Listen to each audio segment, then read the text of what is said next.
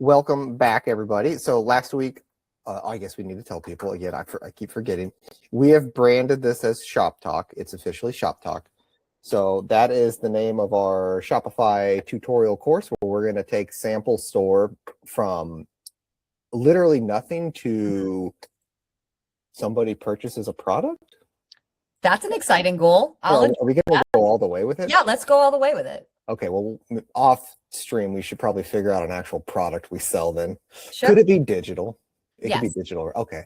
I would recommend a digital product because we can work shit. up to creating something, adding adding either a course or how do you deliver a digital product and protect it. Yeah, so that's very exciting. Okay. I like where that's going. Okay, so last week on Sample Store, we added a lead magnet capture form through Shopify. Do you want to give a quick refresher on that and like why that's valuable?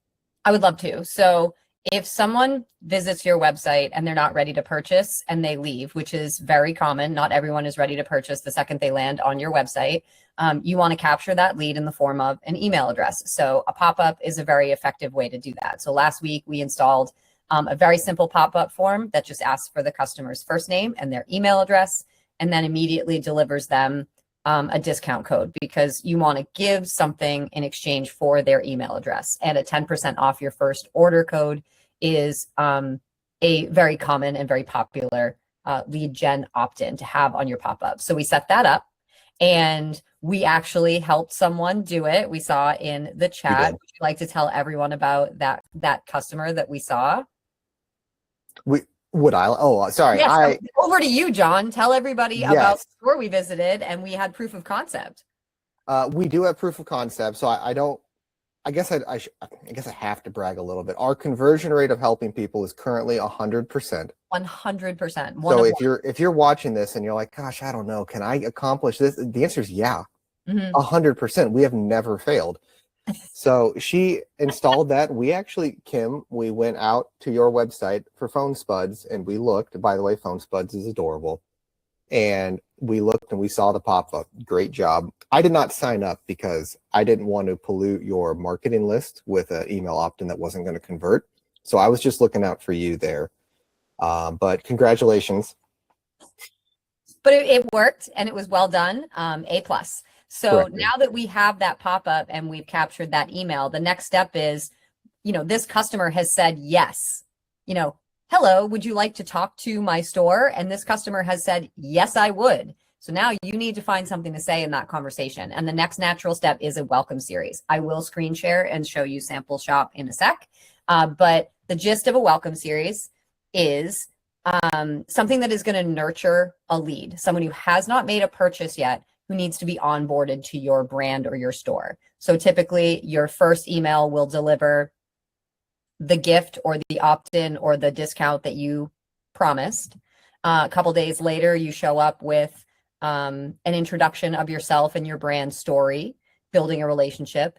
And then you might show up a few days later and have some social proof, how many people love your brand and your products. And then you'll show up a couple days later with a reminder of that gift, freebie, opt-in, or discount that they subscribed for. Because if they haven't used it at that point, you want to remind them to use it and get them to pull the trigger. So that is the gist of what a welcome series is, and why you would need it is to nurture that lead into becoming a purchasing customer. So I'm going to share my screen and be quiet just in case there's anything you need to add while I do that.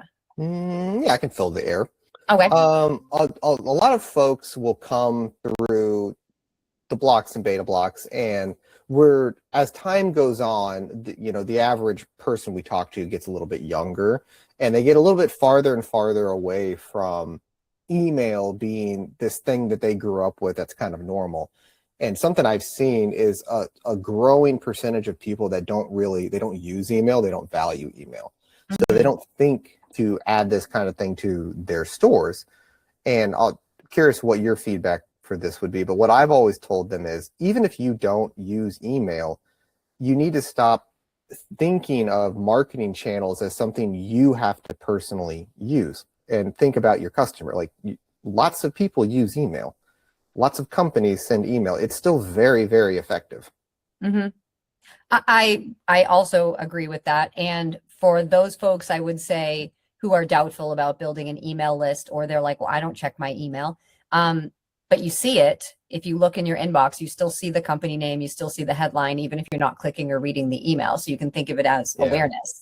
But it's also, and this is a very popular phrase, I'm not the first one to say it, but email is the only list you truly own, right? Your social media is a rented audience. It could vanish overnight for reasons that are beyond your control, but email is the only audience that you own. So definitely building an email list is one of the smartest things that you can do. Even if you're not sure what to say to your audience, you want to make sure you build one. And then you can figure out what to say later. So yeah, I cannot recommend enough building an email list. So this is a preview of Sample Shop, and you can see that our pop-up that we installed the last time came up, and I took John's advice and came up with a better picture than just the logo. It's really good. Something, yeah, it's something a little more compelling for our fashion store. And then I'm just going to click away on that, and then we will get started with installing the apps that we need to do the welcome series. Oh, sorry. There was a second thing I wanted to say about those who are like, well, I don't really use email, so you might not think of building an email list. The same way you would build an email list, the same apps and the same messaging can also be done for SMS. So you want to set this up, and probably on a future episode, we'll talk about how to add SMS messaging to this, because if you're not an email person and you're a text person, you might like it a lot more. Now, I'm a Gen X, so I check my email. If a company texts me about a sale, I'm like, ugh, get out of here. Wait, my texts are for my friends, not for businesses. So it's definitely a generational thing. I will echo that. But if you're trying to sell to a wide range of customers, why not have a wide range of channels? Yep. So I'm going to go to apps, and you can see the only app we have installed so far is Forms. So now we're going to install messaging. And there's a free plan available. And I know it's a Shopify app just by the way the thing looks. But yeah, so I'm going to scroll down here just so that people know oh, you can't see that.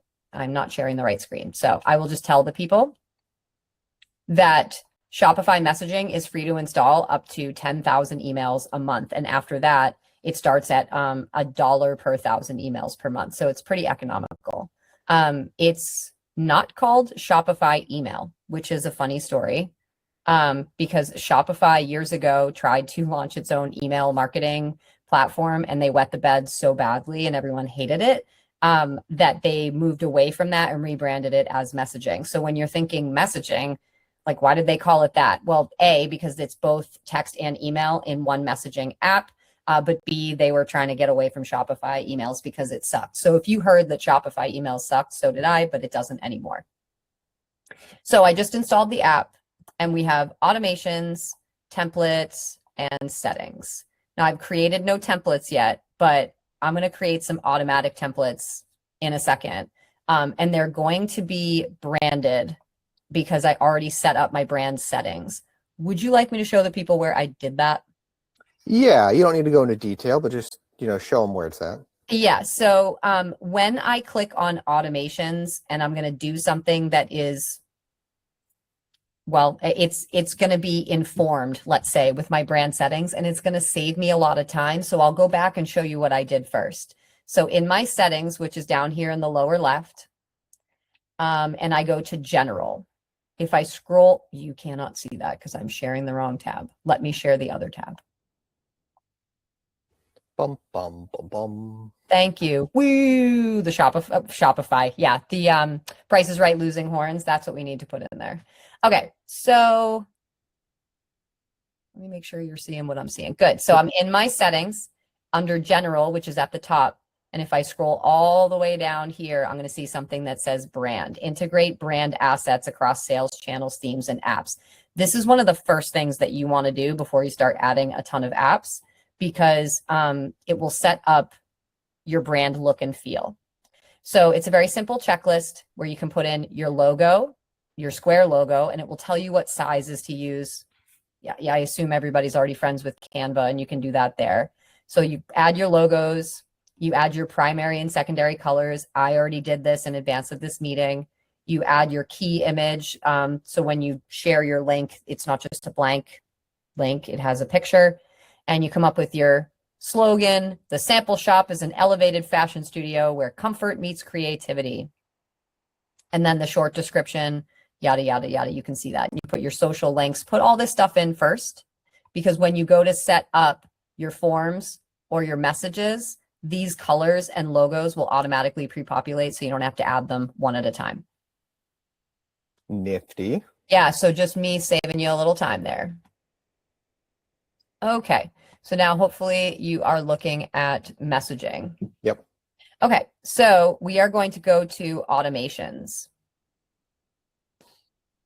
And then we are going to, oh, this is Shopify just letting you know that it's going to move automations from the marketing section to directly here, because you can get at it from here. It doesn't matter, just ignore it.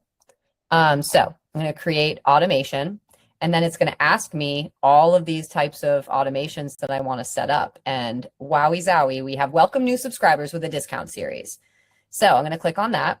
And do you see here in the preview, it's already putting in my colors, it already put in my logo. So I'm so glad that I set up my brand ahead of time, because it's going to link all of my socials and all that stuff, so I don't have to do it at the bottom of every single email. We love this.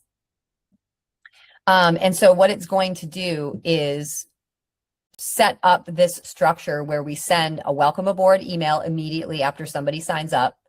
And then something 24 hours later about social, something about checking out bestsellers, and then something about don't forget about your discount. So those things I just said. So my story checks out. So now we're going to edit those emails. And it's thinking, and it's thinking, and it's knitting, and it's knitting. So now this is in the top left here. It says, welcome aboard, enjoy a blah, blah, blah. And it's email 1 of 4.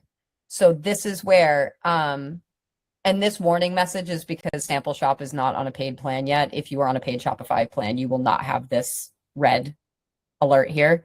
But it's going to send to customers who've subscribed. The subject is welcome aboard. If you don't like that, you can change it.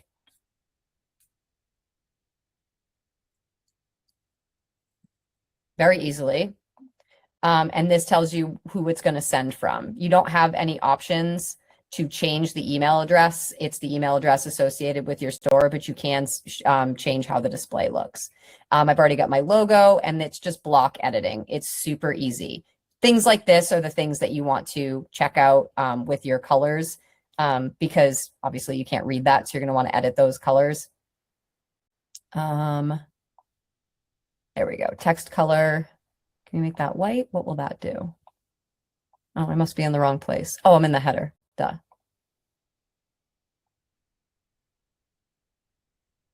I think I'm going to have to go and edit that in the brand part. Yeah, I'm not seeing where you do that. Does that come from the brand settings? That's what, yeah, I think I just realized I have to go change like the text color to something else. Okay.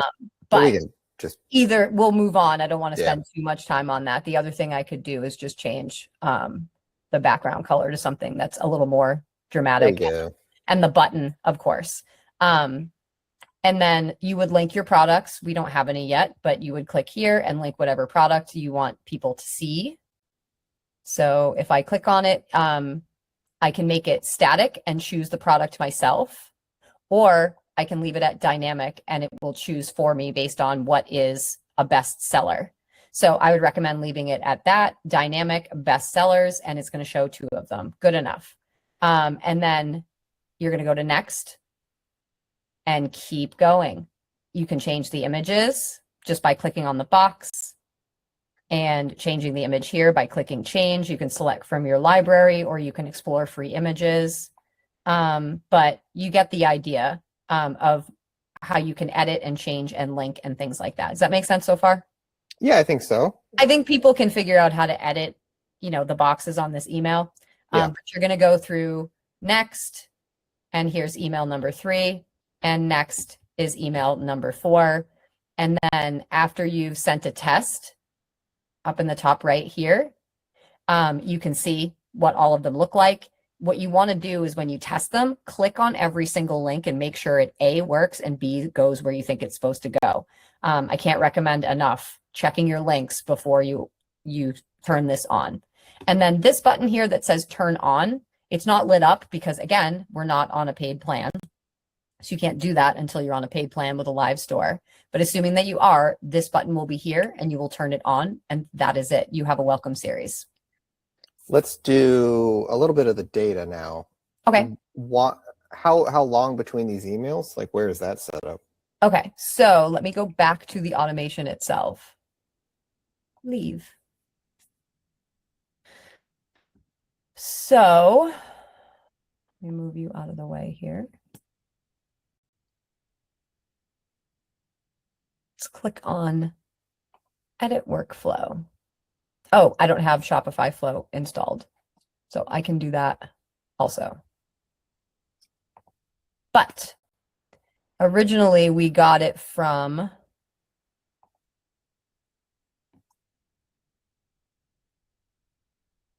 well, you know what? Let's install Shopify Flow. I'll explain. How would it work without Shopify Flow?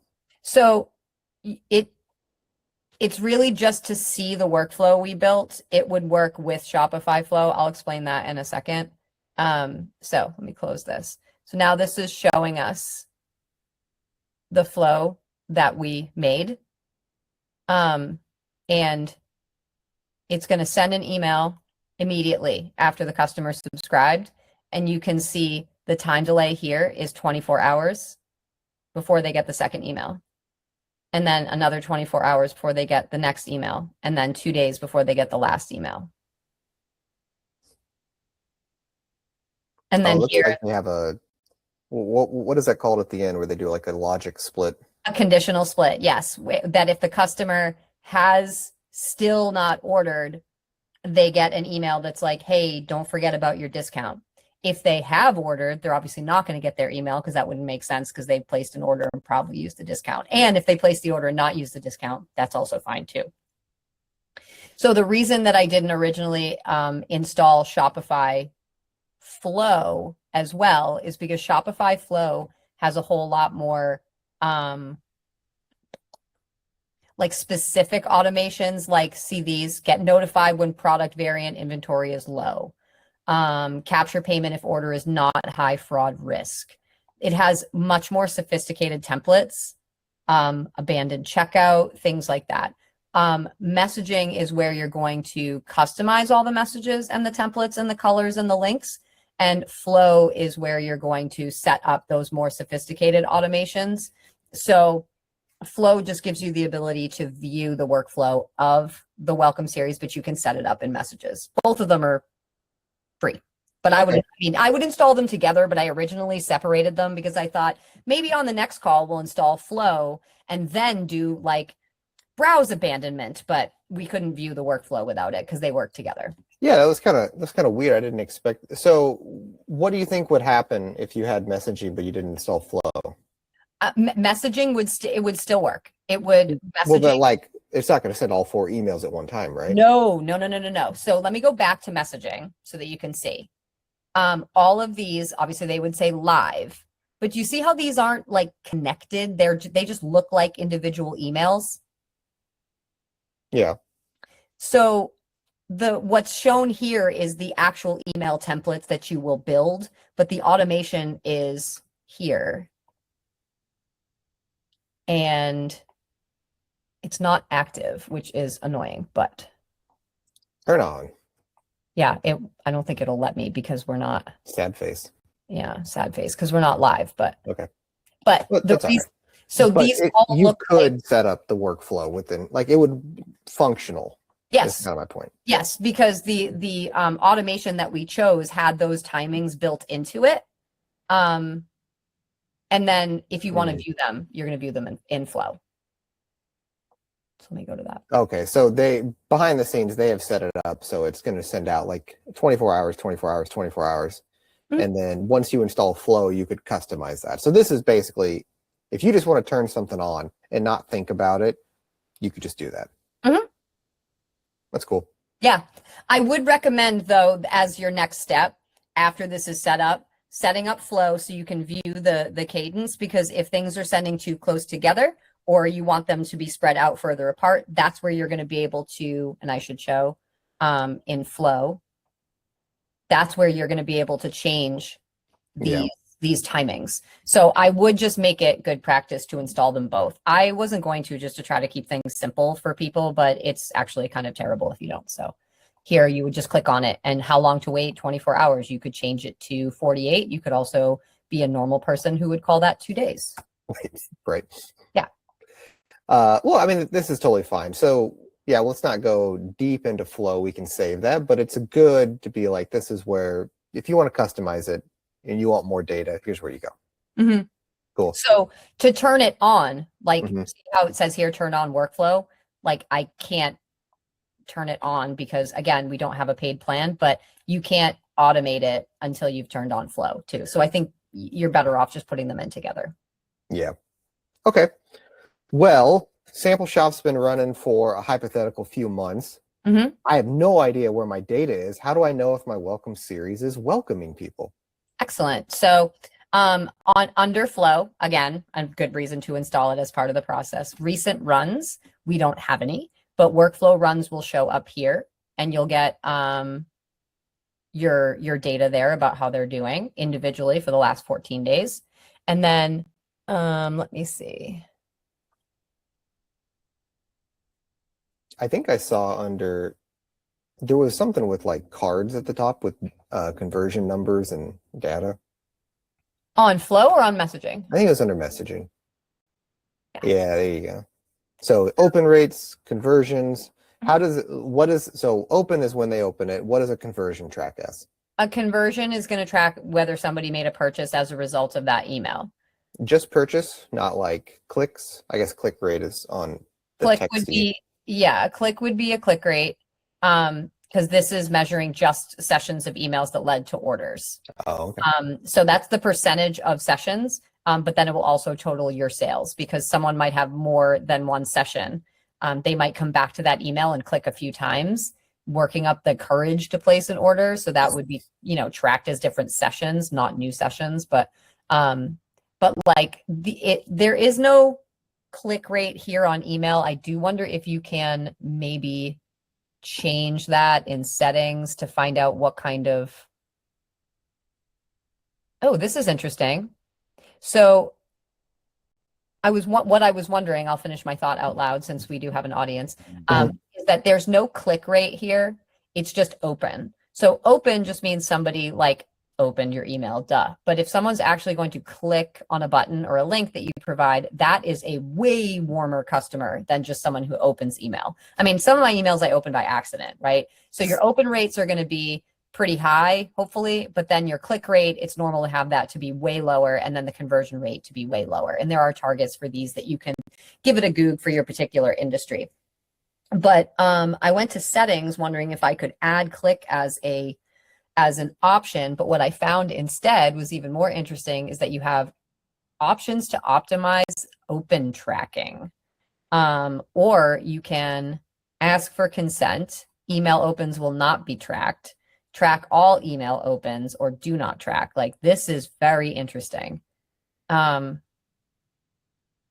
mean, I would leave this as is at optimize open tracking, but apparently they give you an option to not do that. I don't know why you would not want to know who's opening your emails, but yeah. Okay. Yeah, I think that's it for today because the rest of these are more about like recover, abandon checkout, recover, abandon cart, and all these things. And that's more. I guess I have one follow-up that we can get into. But so this recover, abandon checkout, recover, abandon cart, that's going to be more in-depth funnel flows that we might cover with flow later. Yes. Okay. So we set up a welcome series that goes out. What kind of content should go in that? Why 4 emails? Why not 3? Why not 5? Just kind of some best practices. It's set up 4, so let's just. Yeah, so you can do, it's anywhere between 4 and 6. So 4 is the minimum. And the reason that you want to space it out, not do 3, why are you sending a bunch of emails at all? Why isn't it just 1? Because remember, we're nurturing our leads, right? So think about it like dating. Someone seems interested. If you walk up and say, "Will you marry me?" It's a bit soon, don't you think? You want to have a little bit of conversation, find some common ground, let this person know that you're like not a psychopath and you're recommended by other people around That you. takes a lot of time. Yes, it does. And in the email Oh. world, it takes 7 to 10 days. That's pretty good though for a Pretty marriage. good. I Yeah. could do it in 7 days. 7 to 10 days. Yeah. So, 4 to 6 emails spaced out over 7 to 10 days. If you want to know why that's a best practice, it's because we're trying to warm up a relatively tepid lead. They're not cold because they have opted in. They've given us their email address, but we're trying to turn up the heat. And if we turn it up too fast, people are going to get burned and they're going to jump out. So the first email usually is this, pretty short. It's thanks for subscribing. Here's your code. I'll be back in a few days to talk to you about blah, blah, blah.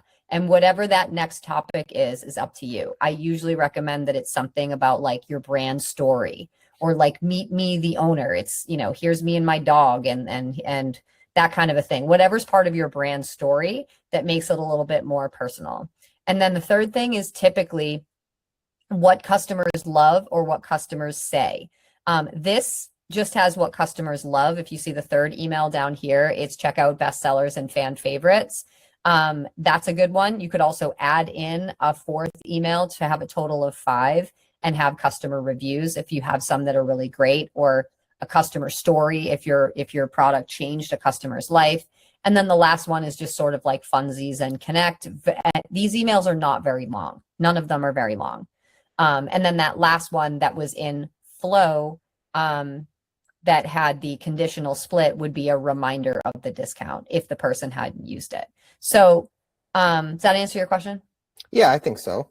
What should people, so I see we don't have the numbers yet because we just set it all up, but open rate, click rate, conversion rate, sales, really important metrics all to the right there. What should people generally look for, and when should they decide that something is not working? Like what are good open rates and target rates? Yeah, I think so. And then also I'll add something like normally from a funnel perspective, and this is a funnel. So it goes email 1, 2, 3, 4. You're going to have a drop off at every stage of that. And so your conversions might stay the same or get higher, but the total number of people are going to fall off each step they go through. Right. So what should you be looking for? You should be looking for an open rate that, I mean, again, it's going to vary by industry and how frequently you send emails. But I think anything that's, around like low 40s, you're doing great. The low 40% rate for an open rate, at least for my brand, is really good. Now, my click rate is going to drop down to maybe like 10% or less. I mean, often less. Now we're getting down into single digits because a lot of people will open an email and just kind of skim it, but will they click? And then the conversion rate, I know like a good shop conversion rate is around 3%. If you're doing 5%, don't change a damn thing. So I would assume emails are the same, but again, I would Google it for your industry, but you're going to see something that's like 47% open rate, 7% click rate, 2% conversion rate. And that like ski slope look to those metrics is incredibly common. When you want to change things up is if your open rates are like 20%, 10%, your click rates are 0. You're going to want to say, are people getting too many emails from me? Are people getting not enough emails from me that these are going by the wayside? Are my subject lines terrible? Am I only sending emails that say buy something, or am I actually talking to my customer and building a relationship? There's lots of reasons why you would want to troubleshoot. But a couple of other metrics you can look at. If I can find them in here, are a bounce rate and an unsubscribe rate. A bounce rate is an email that bounced back to you because either it's not a real email address or there's a typo in it or something like that, where the email just didn't get delivered. An unsubscribe rate is when it's exactly what it sounds like. They remove themselves from your list because they don't want to be there. And that can happen because, it's normal at some point for it to happen, but we want that metric to be as close to 0 as possible because we don't want people leaving our list, even if they're going to Well, actually, I'm going to take that back, because you can also set up an automation that will sunset subscribers if they haven't placed an order. And that's another automation we can set up in Flow too. I'm just going to kind of mark this moment for later, that if someone's just sitting on your email list, not doing anything, that doesn't help them or you. And there is an automation you can set up that says, hey, haven't seen you in a while. Do you want to unsubscribe? And sometimes people will. And sometimes people will go, no, I love your emails. I read every single one. And then they have re-engaged themselves by clicking on it. So it's not a bad thing to set up those things too. So yeah, you want to be looking at the open rate, the click rate, and the conversion rate. And it's totally normal for them to, have that ski slope look. Another thing you want to look at is that sales column. If you have a welcome series that is consistently making you $0, you need to tune up your welcome series, because your welcome series should be your biggest moneymaker. It should be your biggest moneymaker, because these are people who want to shop with you. You gave them a discount, so why aren't they buying? And you can look at the drop off in those emails. Maybe they open the first two, but not the third and not the fourth. But once you start collecting some data, you want to tune up that welcome series, so it's not just getting opens and clicks, but it's actually making you sales. Yeah, that's cool.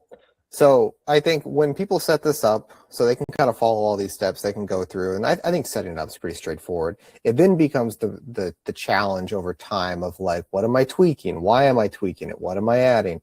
And so I think what we can leave them with here, because there's a lot of stuff we can talk about and go in depth more, is open rate is the first thing that's going to suck if your email series sucks. Yes. Well, what is the first thing that they should change or look to change when the open rate sucks? It's got to be the subject line, right? It's the only thing people are seeing without opening. Yeah. And then there's technically a subject line and a preview text. Can they edit that in these? Yes. Let me just click in so you can see. So if you don't know, preview text for people is when you see the email come up on your phone or your inbox, that the subject line is on top in bold, and the preview line is like the little bit of like extra text at the bottom. Right. So here our subject is welcome to Sample Shop, enjoy an exclusive discount. And then preview text is there's more in store for you. So, it could be that welcome to Sample Shop. I mean, if I just subscribed and I'm on the lookout for an email from Sample Shop because it has my code in it, I'm probably going to notice this email. But let me see if I can go to the next one. That's a good point. That's probably one of the few times I would ever recommend putting your brand right in their face. Right. Let me go back to where I was. And let's click on that second email. I can tell you right now, something that said, let's be social. I hate it. I would be like, please do not. You want to make sure that these things are not clickbaity, though. And you want to make sure that they're not misleading. But this isn't really going to, it is the point of the email. Join the conversation. We're glad you're part of our community. This is on the right. But this is a perfect example of Shopify recommended this thing to us, and both of us look at this email and go, that's horseshit. That's a horseshit email. Why is it a horseshit email? Because it's telling the person to do something for what are they getting out of it? So they get nothing. So the point of this email, though, is to get more followers on your socials. So, let's be more creative. Yeah, let's be a little more creative. So the best way to stay up to date is by following us on social media. We post regularly, blah, blah, blah. I love to interact on our social accounts. Yeah, great. Now help me. Yeah. Okay, cool. So now I've just got to follow you on socials for what? What do I get? So there are a couple of things you can do here. You can change the messaging that makes it seem like a little bit more exciting, which I don't know. I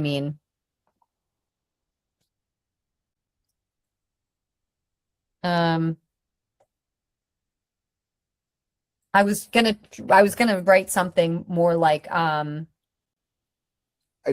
think this might be an example of where we just go back to the drawing board on the email if I was the person, or how can you pitch the community in a way that's valuable to them? Right. So I don't recommend this subject line. I'm just freestyling here. It's better than what it was. Yeah, right. Where the cool kids are. Now there's something in it for me to be social because I want to be the cool kid. Sure. And let's say my brand was like skewing younger, and my goal was to get them to follow me on socials.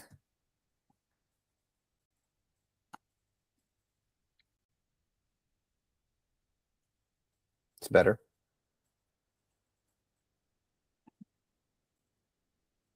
That is wicked lame, but like, put less doom in your scroll. That's a compelling subject for me if I'm a younger person and I know what doom scrolling is and I spend all my time doom scrolling on my phone.